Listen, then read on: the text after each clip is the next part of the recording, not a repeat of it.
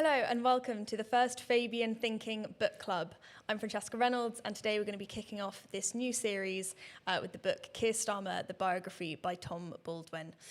It's the most in-depth, intimate political biography of Sir Keir Starmer to date. First published in February 2024, the book is based off extensive access to Starmer himself, his family, his oldest friends and closest political colleagues, amounting to well over 100 hours of interviews.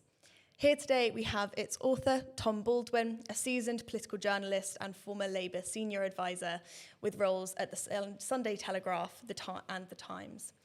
His biography charts Starmer's emergence from a challenging working class upbringing and a slightly rebellious youth through his distinguished career as a human rights barrister and director of public prosecutions. Then his entry into Parliament and ascent to Labour leadership. Through candid conversations and unprecedented access, Baldwin explores not just the political milestones, but the emotional and personal forces that have shaped Starmer, offering readers a rare insight into a figure often perceived as reserved or somewhat hard to read.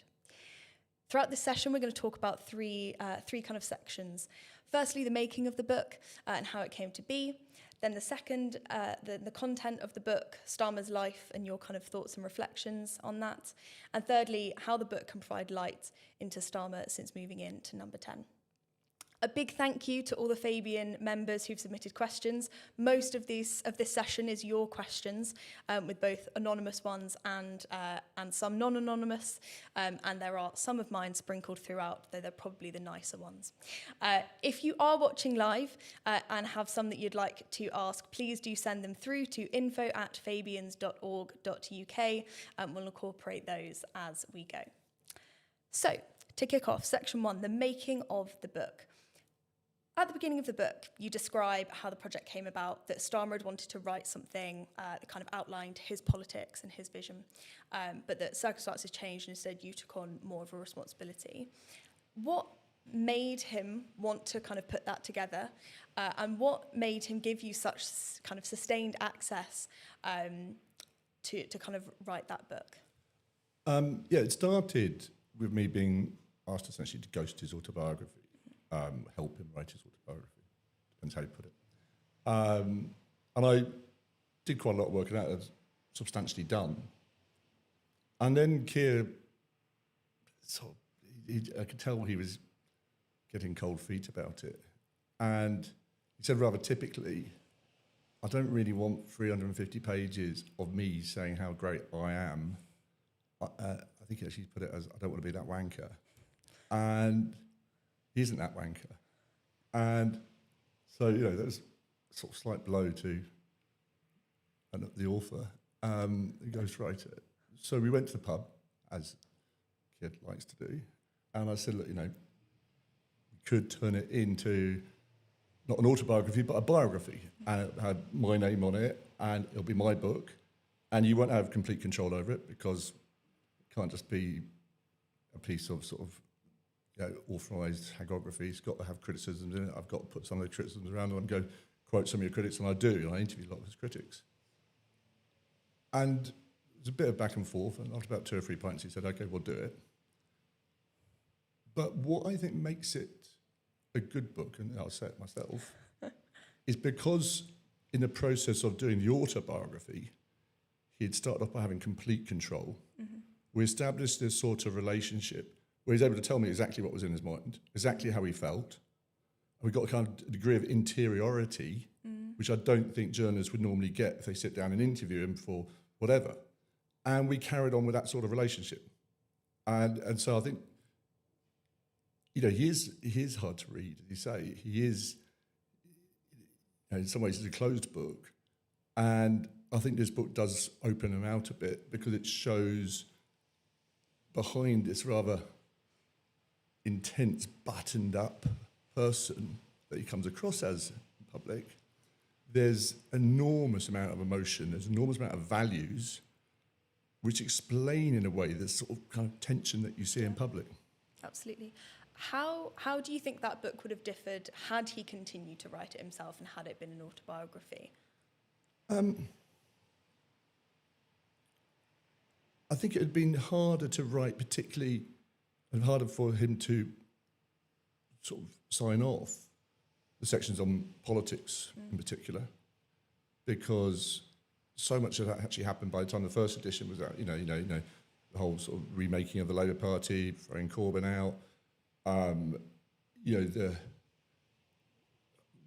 highs and lows of those years in opposition, and I think he was very, very sensitive about his own voice describing that time. I think he still doesn't tell his own story very well, and so that's kind of where I kind of had to go off the leash. Yeah. And there is quite a lot of how things could go wrong. There's quite a lot of people's criticism of him, some valid, some less valid. And I should say there's a new edition out which deals with the first year in power and the election campaign, which also I think was quite controversial when it came out, because he accepted he made lots of mistakes, and lots of people in Downing Street said, you can't say that, you can't admit mistakes, but he had. Yeah. And he has made mistakes. To the extent that it's sort of a controlled political product signed off by himself and Downing Street, I think it would have been very bland. And it isn't bland. It's an interesting story, that first year too. Yeah. Do you think, so in the book it says that his kind of project with it was to put together almost a vision of his politics to some extent. Do you think that would have ended up in a final version? And if so, do you have an idea of how he would have described his own politics and why he'd maybe entered into the kind of political arena that he did? Famously, he hates the word vision. Okay. I mean, vision is something that politicians are supposed to have, which ordinary people don't have. I mean, if someone approached you on the street and said, I've just had a vision, you probably wouldn't say, there's Downing Street, you'd probably say, there's the local hospital. Yeah, potentially. And yet we expect politicians to have this vision, this backstory, all these things which ordinary people don't have. And ordinary people don't spend 350 pages banging on about themselves. Yeah.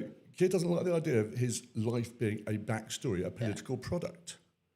He doesn't like this idea of, his kids are, photogenic props for his politics. Yeah. He doesn't like using the very, very intense personal experience he's had to explain his politics, but they do. Yeah.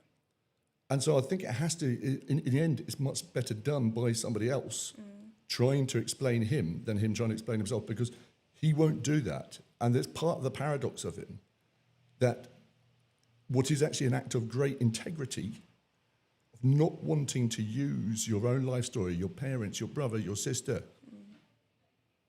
to explain yourself or justify certain policies, because he doesn't do that, he actually seems less authentic.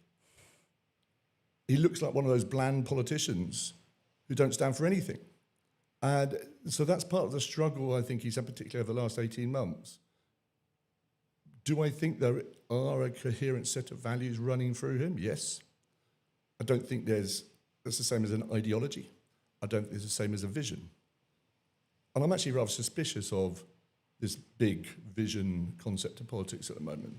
Part of the problem with the way our media is set up, that everyone's waiting for the next new big idea, and our politics is littered with the rusting wrecks of them. Whereas in truth, we're facing a set of really complicated challenges. The solutions are really, really complicated. The people who are going to have to bring about those solutions are really, really complicated. And the people who think it's simple and go in straight lines, they're the ones I don't trust. Yeah. You said something interesting there, which is that you do think Starmer has a sense of kind of, doesn't have necessarily the vision, but the values are absolutely there. If you were to summarise those, what would you say is the kind of driving? And we'll get onto this more later, but what would you say that is? I think he has a deep sense of the rule of law, not as some sort of conservative thing, but actually as an enabling thing, the basis in which you can build trust in society between different countries. I think he has a deep sense of fair play. I think he has a deep sense of integrity and decency. And I think these are recognisably Labour values, but also rather British values. And that's the point, that our country is quite a muddled place. Our country is 4 different nations. Our roads don't always go in straight lines. They bend to fit the curves of the landscape. we have things like common law, which is a bit of a muddle, but emerges to sort of fit the country we are. And in that sense, I think he at his best, he can actually reflect the country. This sounds like kind of nuts to a lot of people now because, he's the most unpopular prime minister or whatever. But maybe it's a sort of road less travelled. But he's very, very British. He's patriotic. I think he it's not like we're better than everyone else and we should invade everywhere else and impose our will on everyone else. He's got that sort of gentle love of decency and fair play and the rule of law. And he really likes people. I mean, there's so many anecdotes I've heard. Talking to a minister, being on a foreign trip with him the other day. And he walks down the plane and has to do this sort of Ask Me Anything press conference with the entitled lobby. And he grits his teeth and he does it. He gets through it as quickly as possible. Then he goes back down the plane. He spends an hour and a quarter talking to the cabin crew about their lives, about their shift patterns, about their families, and they're melting. And people don't see that because he actually likes people, not politicians. And in that sense, he's actually probably got more in common with the British people than most politicians. Yeah. I'm sorry if I'm banging on too much, but I remember one incident when I was covering him in the election campaign. We were in Grimsby Town Football Club. And he was doing a round table discussion with people, and he was listening. You can actually tell when someone's listening. Mm-hmm. And a woman there said, I don't get a difference between you and Rishi Sunak, you all seem the same. And any other politician I know would have jumped in and said, I'll tell you the difference. Mm-hmm. And Keir came alive in a totally different way. He said, I know just what you mean. Yeah. Most normal people don't care whether you're Labour, Tory, Reform, Lib Dem, whatever. They just want their families to do well, their community to do well, and their country to do well. And so do I, and I'll work with anyone who can do that too. Now, if you can bottle that version of Keir Starmer, you've got the right Prime Minister for this country at this difficult time. It's just we don't see that enough. I would agree. I'm sure we'll come on to more of that in the third section. But let's, for the meantime, go back to kind of the making of the book. As you kind of yourself said, that Starmer can be a bit of a closed book, but this book does glimpse into the kind of personal life and that stuff a little bit more, his romantic life, his friendship, his family, things like that. How much pushback did you get on those sections? How hard was it to get those in the book? How hard was it to get that access? It is hard. I preface this with a short anecdote that in break between one of these sessions, we've been talking about his difficult relationship with his dad. And we were at my house, and he said, let's get some lunch. And I thought, oh, Christ, pescatarian. There's a lot of various decaying bits of meat in my fridge. And I found some sort of posh cheese, a couple of posh bits of cheese. So I put on a plate with some crackers and eating away, talking about nothing much. And apropos nothing, I say, you don't like soft cheese then? And immediately his defence goes, what are you going to make of that? You put that in your book? I'm sort of, well, might. He goes, how? So I sort of think this is a bit of a challenge. So I go, well, maybe, we've been talking about your dad and how he was really quite difficult in the 70s. Maybe your dad thought soft cheese was foreign cheese. He didn't eat foreign cheese. He goes, I do quite like soft cheese, I just don't want it now. With a look of total triumph, right? He'd seen me off again, right? So look, he's a hard one to crack, but I think actually the process of talking about the book actually began to allow him to talk more about his parents. Yeah. And he began to develop a story about his parents. And the story about his dad, he had a terrible relationship with his dad. Yeah. This thing about his dad never really saying he's proud of him, never giving any credit. When his mum died, his dad prepared a funeral address which said, I've got 4 children, all of them leading useful lives. That was the week after he became an MP. Never gives Keir any credit. Yeah. And he was, on his dad's deathbed, he said he thought about whether he should reach out and touch him and hold him, hug him. He said, we haven't even shaken hands for years. So he didn't do that, and he walked away. Last time we saw him, And then when he's clearing out his dad's house, he finds hidden at the back of a cupboard, really hidden, a scrapbook in which every single thing Keir had done in his life, from school, through law, through university, through politics, cut out the papers, neatly annotated in his dad's very careful draftsman's hand. And he was a bit blown away. And so then he did some interview, and he said, his dad never said he was proud of him.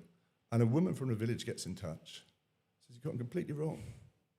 He would never say that to you, but when I went round to see him in his last days, he was always watching a Parliament channel, hoping to catch a glimpse of you."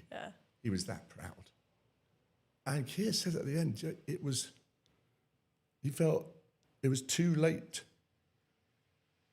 for his dad to say he was proud of him. And he says, and it's too late for me, Keir Starmer, to say I was proud of him and I loved him. And, he's in tears when he's telling me this. So it's really raw.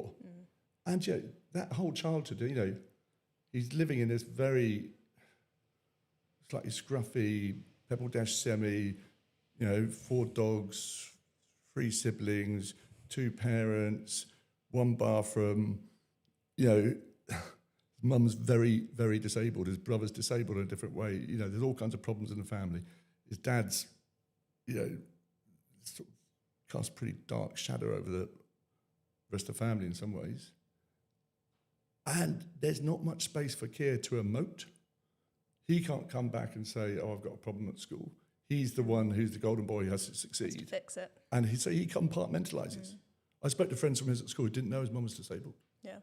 Even though that was the thing that dominated his family life.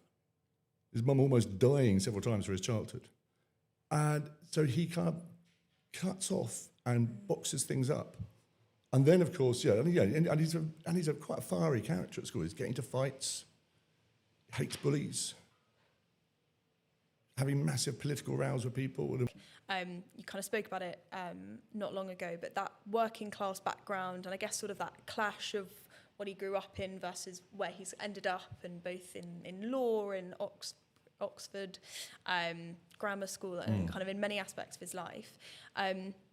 We had a question from Andy who said, alongside Callaghan and Major, Starmer is probably one of the only PMs since the war who can genuinely say that he's from a working class background.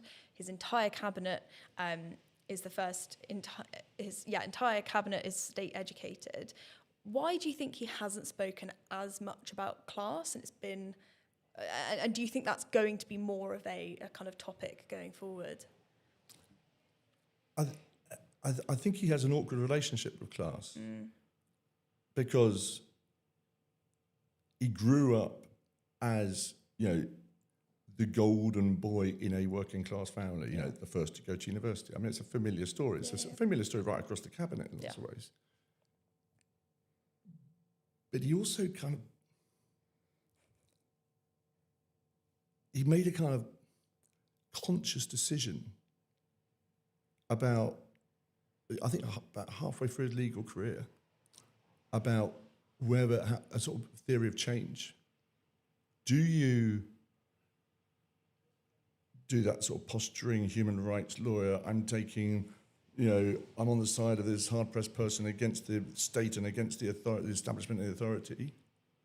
Or are there opportunities through the institutions that he's been in, whether it's grammar school, university, the bar, the Crown Prosecution Service, Parliament, government, to bring change? And I think this is quite, if you're thinking about his sort of, I know you want to get on the government later, but it's always going to touch back on it. I think it's quite an interesting thought about how you bring change. I mean, he stands for change, but there is this posturing change you sometimes see, I think, on the far left, sometimes on the far right. That all you have to do is wave a flag, get a louder halo out, and we've stood up for our values. Yeah. What are you actually achieving? He'll always say. If he had been denouncing Israel earlier, would that have saved a life in Gaza? No. What he was trying to do was work with allies to re-establish British influence on this question. Trump, it's easy to say, you want to do Love Actually moment, who are you helping? So it doesn't like posture. It doesn't like that. He believes actually working within the tracks of what he can do within that envelope. But he also doesn't believe every institution is fundamentally broken. This kind of long conversation that people are having about, is Britain broken in a fundamental way? Do we have to rip it all up and start again? You see that in his conference speech. Some of his conference speech seems to say Britain is a bit broken. It's like contradictory, but then he tells all these stories about people. So this is his last conference speech, in September, who convinced him that Britain isn't broken. Yeah. And I think it's a really interesting theory of change. It's about constructive change rather than destructive change. And I think most people in this country don't want to rip everything up. Actually, a lot of the institutions we've got, whether it's the BBC, the civil service, universities, the rule of law, are actually quite important at the moment.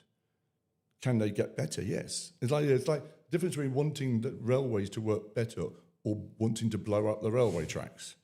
Now, I think Farage and Reform want to blow up the railway tracks. I think it'd be a good idea to make the railways work better. And if you can sort of, defending the establishment, being part of the establishment, working within the establishment, doesn't make you the establishment, doesn't make you the status quo.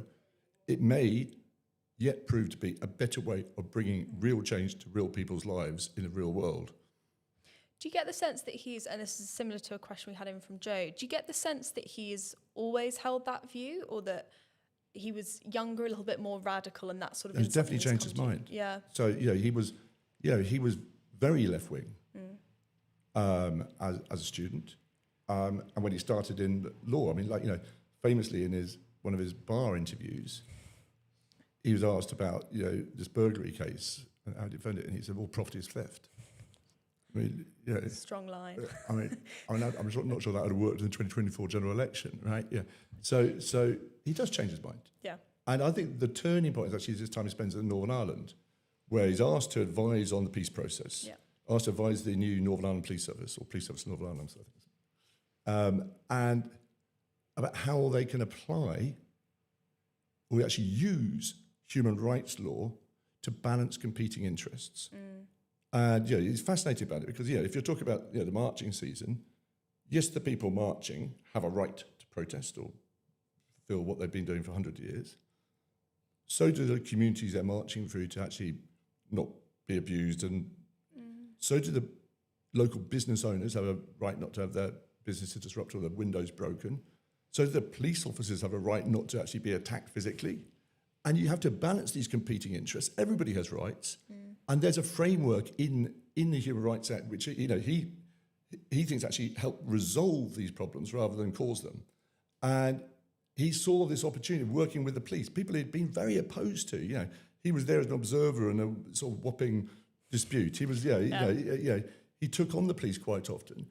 Actually found that he could make common cause with the police, who were delighted that this human rights bloke from London was coming up and helping them solve these problems. Yeah. So that's, I think, the moment where he sort of says, I'm going to work with institutions rather than rail against them. Yeah.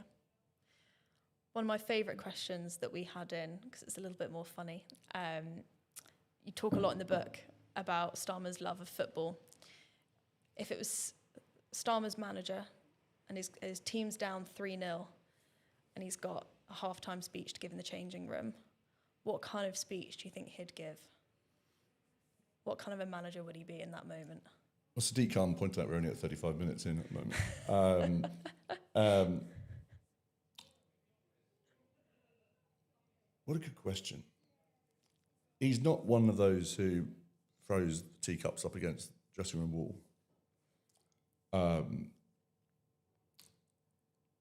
He is frustrated by people going off and doing their own thing and not doing their jobs. I think he's taken aback at the behaviour of people in politics sometimes, that they seem to be doing things he would never authorise or recognise as part of his government, what he wants from his government.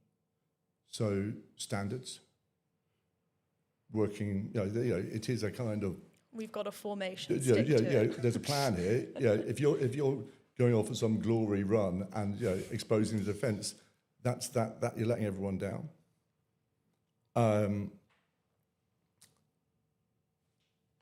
I think at various times in recent weeks, he'll be the manager with his head in his hands, wondering what the hell he's going to say at half time. But there's I don't know what the score is after 35 minutes. Is it 2-0? Is it 3-0?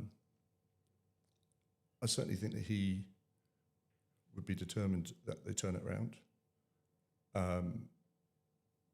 and get back to basics. I've played a lot less football than Keir Starmer, but I've watched a lot of it.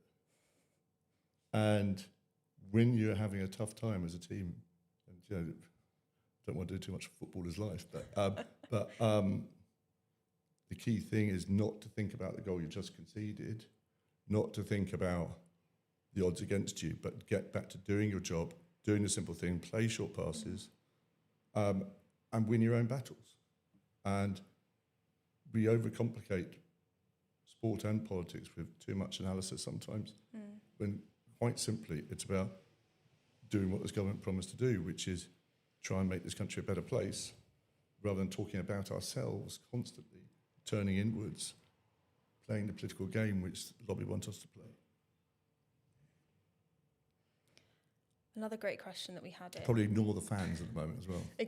Some of the fans. Ignore the fans, stick to the formation. Yeah. Had another great question in. So obviously a lot of the book talks about him as a lawyer, his legal career, both as barrister and as DPP. Someone asked, does the lawyer stereotype help or hinder people trying to understand who he is? Which I guess you talked about his values, one of being the rule of law and kind of justice as being key. So maybe it is quite a large part, but is there too much in that stereotype that people are reading into? He is a lawyer, and he once said to me, there's no version of me which doesn't begin and end with me being a human rights lawyer. Mm-hmm. And you've got to understand that. It's not like he's reinvented himself as a charismatic politician. He's a lawyer, and he's a particular kind of lawyer. He was a judge's lawyer, not a jury's lawyer. Mm. He won his cases on the basis of fact and a reasoned argument, not on some flamboyant, tear-jerking speech, right? As they said, if Keir ever faced a jury and he lost, he'd win it on appeal with a judge. Right. And so he's that sort of look, and he likes facts, he likes reasoned argument, he likes evidence. And so much of the political world he's now inhabiting is about optics and feelings. And you see, I keep saying that, Beth Rigby did this interview, but don't you see what people are feeling, what they're saying? And he was like, well, I want to tell you actually what facts are here. Mm. And this is as its strengths and weaknesses. I do think you need to be able to tell a story, or you need to tell a better story. You need to allow the electorate into the secret sometimes. You do need to show who you are. But right now, the solutions to the Labour Party's problems, solutions to the country's problems, solutions to the world's problems are really not going to be helped by endless emoting or treating what journalists say they think is happening, or the optics of something, as fact. We would be so much better off as a country, and indeed a world, if we based decisions on facts and evidence. I was doing this radio thing the other day, and BBC journalist, one I like, Nick Watt, came on before me and he said, I can tell you that the majority of MPs, Labour MPs, in their heart of hearts, are thinking they want to get rid of Keir Starmer as Prime Minister. That's what I know. I said, there's no way that you can know what's in the hearts of more than 400 Labour MPs. Even if you could do that survey in the last couple of hours, I'm not sure you could ever scientifically perform that. It's utter nonsense. What are the facts? Facts are that a handful of Labour MPs have called for him to go. The entire cabinet's come out in support. Let's start with reasoned argument and fact, rather than this hyperbolic, febrile frenzy that we constantly have, because it's really not helping anybody, including our democracy, the way we talk about politics and act in politics at the moment. Again, yeah, agree. It's, yeah. We had a question now, moving more into kind of Starmer entering politics, and kind of what that transition period, I guess, was like, and maybe his intention with that. So we had Joyce who asked, did Starmer enter politics with the intent on becoming PM, or did things just kind of end up happening that way, do you think? Actually, no. I'm pretty certain of this. His intention, I mean, I was working for Ed Miliband at the time. That's when I first met Keir. His intention and Ed's intention was he become the Attorney General in the Labour government of 2015, right, which, for many reasons, some of which my own fault, didn't happen. And I think he'd have been very happy serving as Attorney General in an Ed Miliband government. When he got into Parliament, I think quite quickly, he looked around and thought, this was, not a great period for Labour. Election of Jeremy Corbyn, leading up to the referendum. He looked around and went, what's going on here? And he did start beginning to think quite quickly. I mean, Polly Toynbee, who's now calling from the go, ironically, was actually calling for Keir to become leader even before it had crossed his mind, back in 2015. But I think quite soon after entering Parliament, he thought, this lot are sort of weird rabble, someone has to do this better. And he began going back to his office after big parliamentary events with an aide and saying, what would I have done if I was leader? So he's beginning to think about it then. That's not to say he had a sort of plan at that point. But it was on his mind. But I think he began to think, someone needs to step up and do a bigger job, a better job. What do you think the key lessons he took from those training sessions were that he's carried into now? I think he is a learner on the job.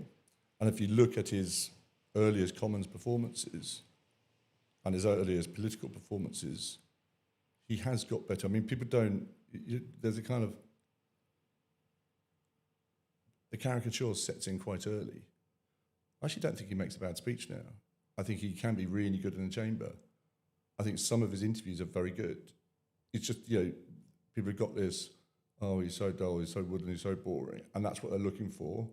And it's quite hard to break that caricature. But he does improve. I think at the moment he just looks completely knackered. And, he's been up against the wall. But some of the spark he showed over the last few days, I think was almost uncharacteristic of what I've seen from him before. And he certainly needs to draw more on that. I wish, the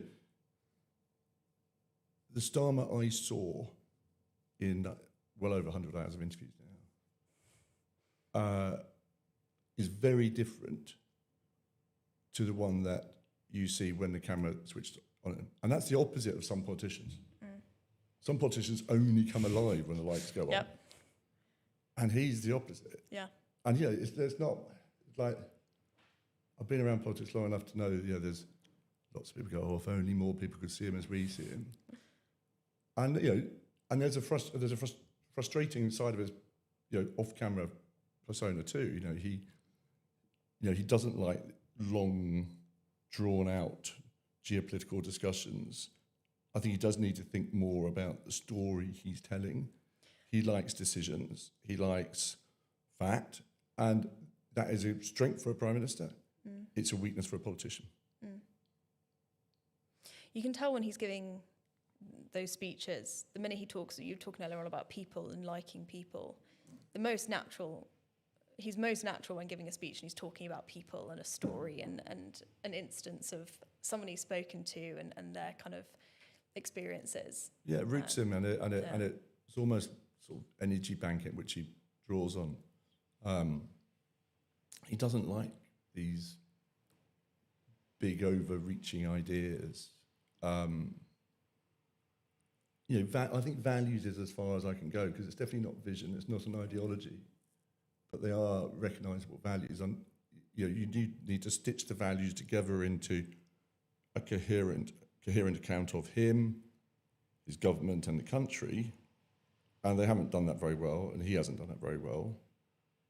The policies don't seem to reflect values. Sometimes the values don't seem to reflect a bigger story.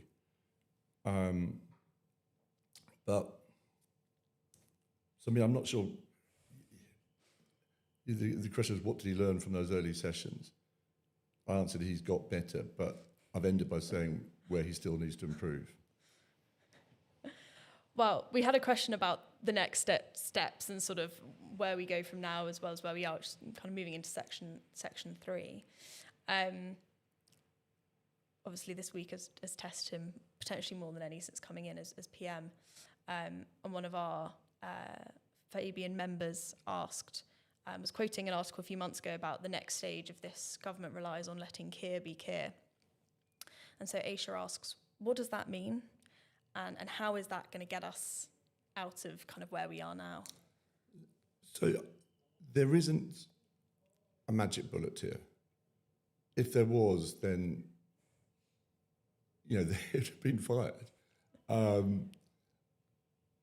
than lots of other aides. I think the solution is to be more Starmer-ish. And too often, he's worn the expression of a pescatarian who's being asked to eat dog food. And, dutifully he'll eat it all up because he's been told it's a good idea. But he has subcontracted his own politics, his own ideas, his own values to people who tell him that he can't do politics, he doesn't understand politics, he better do what he says. And this is not Morgan McSweeney or any particular advice, it's a whole scene. And what can get him out of this mess at the moment? It really isn't some another big grand reset or announcement of some wonder policy or new kind of big idea. It's about doing the right thing in very difficult circumstances. I think people get what he's doing abroad. I mean, not everyone agrees with everything he's doing, but they can see his values. They can see what he's trying to do. He's trying to make this really dangerous place a bit safer. And pursuing our national interest and our values, but really doing his best and applying his values. Because he's not asked to come up with a big vision abroad. Because, Britain hasn't got that sort of bandwidth. So domestically, he kind of needs to say, look, it is really difficult. I'm not going to be able to make it public services absolutely spankingly brilliant by the time of the next election. The economy won't be totally fixed. There will be all kinds of problems in our society, in our country, in our politics. But we are steadily making progress. We're making fairer decisions within the envelope of what we can do. We're making better decisions than the Tories. And we have made mistakes. And when we make mistakes, we admit those mistakes. Fine. Everybody makes mistakes. I've made so many mistakes. The people I loathe are the people who say, I've never made a mistake. They're the people I don't trust, right? The people who carry on making the same mistake. That's real nonsense. So letting Keir be Keir means? Being stolidly pursuing a better, improvements in people's lives, make them better, a better country, a safer country in a really dangerous world, a fairer country at home, an economy which works more for more people. And you can't wave a wand over it and transform it. But politics ultimately is a choice between sometimes only slightly better and our next election, much, much worse. And we've got to focus on that. It's not a referendum on, do you like everything about what Keir Starmer's done since being Prime Minister? Next election is going to be about that choice. And so when I mean let Starmer be Starmer, it's about let the government be more Starmer-ish, rather than flailing around with one day he's an insurgent disruptor and the next day he's going to transform the economy in 6 months. He's not those things. I mean, the definition of insurgent is someone who's trying to overthrow the government. I mean, you can't be Prime Minister and an insurgent. That was one of the most nonsense moments that we ever had. You know, he is a decent, stolid, very British man with very recognisable British values, who's by no means the perfect politician, by no means the perfect prime minister, who's made lots of mistakes, but people should trust that he's trying to make this country better in a way that they recognise and a way they want, and the alternative is much worse. And I think if you do that, people go, yeah, fair enough. That because where he goes wrong is when he's sort of asked to wear the persona of someone he's not.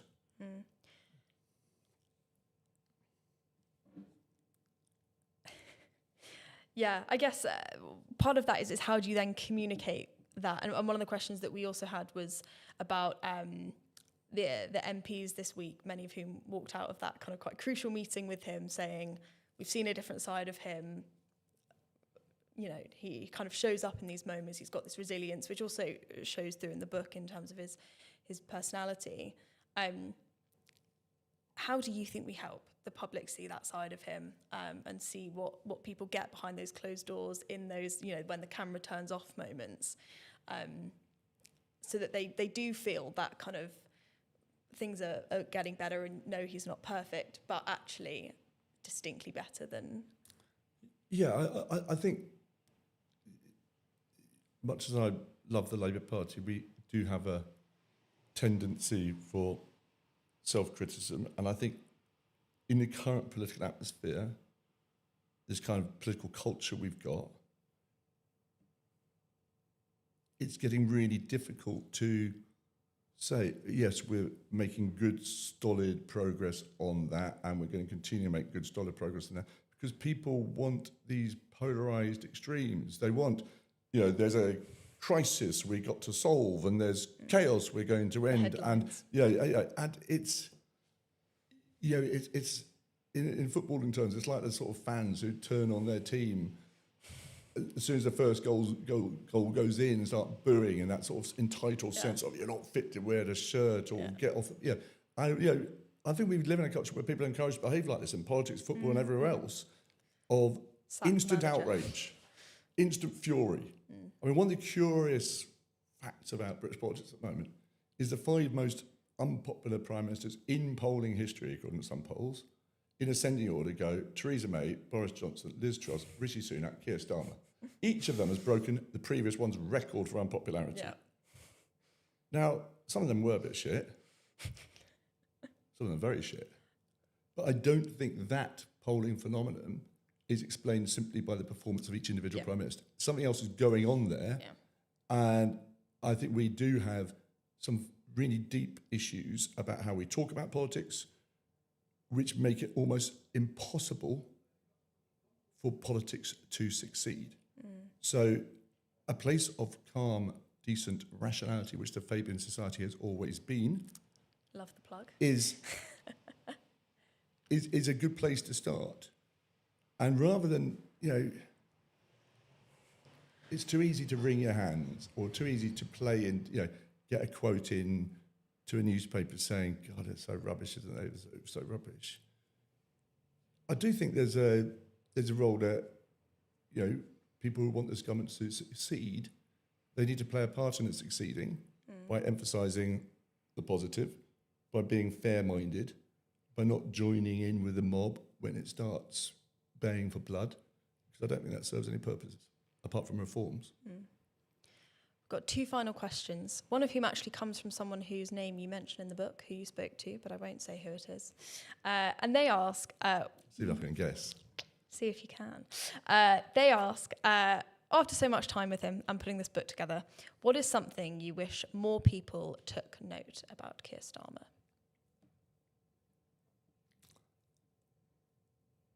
That he does have values. That he likes people in a way that I think most politicians don't. That he has reserves not just of resilience, but of relentlessness, which, if given the opportunity now, I think we'll see him prevail in the end.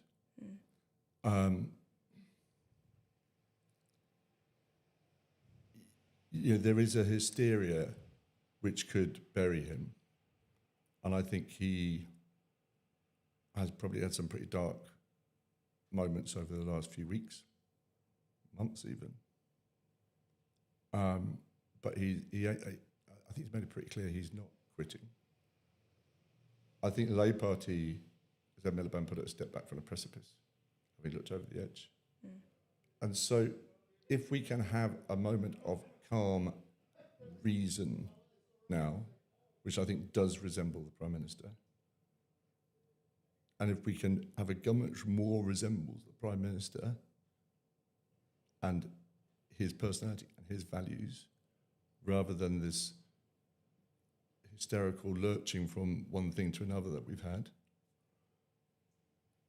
then I think that's the way he can succeed, the government can succeed, and the country can succeed. So it's not about applying a brand. It's about taking his best qualities and making more of them, rather than trying to pretend that he has other qualities which he doesn't have. And one final question. So based on the book and what you know of him, what do you expect we'll see from the rest of Starmer's time in office? What issues do you think are top of his agenda?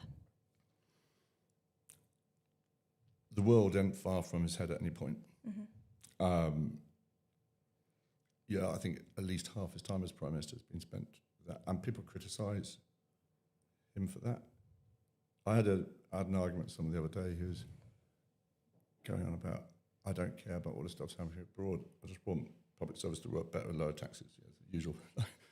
Usually you have to pay for public service to work better, but you're fine. But I said, look, if you want those two things, you better pray that Keir Starmer work abroad gets US security guarantees for Ukraine. Otherwise, you're going to be spending a hell of a lot more on taxation. Your kids may have to fight in a war one day, and we can forget about having decent public services in this country. So what happens abroad does matter at home. It really matters. And I think applying that global perspective to domestic politics is really important. I don't think they've done nearly enough of it. At home, I'm hearing more about opportunity, which is good. I think cost of living is fine as a sort of theme, but I mean, we did a bit of this when Ed was leader in 2014, 2015. The problem with cost of living is it's description rather than prescription. It's saying, yeah, I know you're having a bad time, everyone knows it's awful, and here's £100 off your fuel bills because we care. That's not a big argument. And I think you need to have an argument about the kind of country we're going to be, what we're trying to build. If you're standing for re-election in 2029, what have we done so far to say, to go back to British people and say, this is what we've done, the next step is this. What do we, what's the direction we're taking? And the story of opportunity runs through Keir's story, his own story, runs through so many people in the cabinet. It runs through Labour Party's values, Labour Party's history, and it's what this country needs. People need to know that this country can be better, that their kids can have a chance, that we're not in terminal decline. Britain's not broken, and so I think there's going to be more about opportunity. I hope he can tell that story about himself and the country. But I don't know that he's going to survive. I hope he survives. I think he can survive. But politics is very febrile. And so when you ask what are we going to see over the rest of his premiership, we may just see more media-driven chaos and confusion and crisis. And I think that'd be awful, because I think he deserves that, and I think the country deserves better than that. So I'm hoping we'll get 3 years of calmed, reasoned argument towards safer Britain and a more opportunistic British society, where people can see that we're safer abroad and making real progress to a fairer Britain at home. I don't know whether we're going to get that. I believe he can do that. Lots to hope for. Well, with that, we will end for the day. A big thank you, Tom, for coming along. I know you must have had a very busy week with lots of people asking similar questions to the ones that we have today. Thank you to the Fabian members who submitted their questions. If you've liked a little bit about understanding Starmer today, you are able to get the book, Starmer's Biography, on Amazon. This is actually the first of our new book club series. We've got some incredible authors coming up, so also do please keep an eye on your inbox for the next session coming in March. And a final thank you. Thank you for having me. I enjoyed it.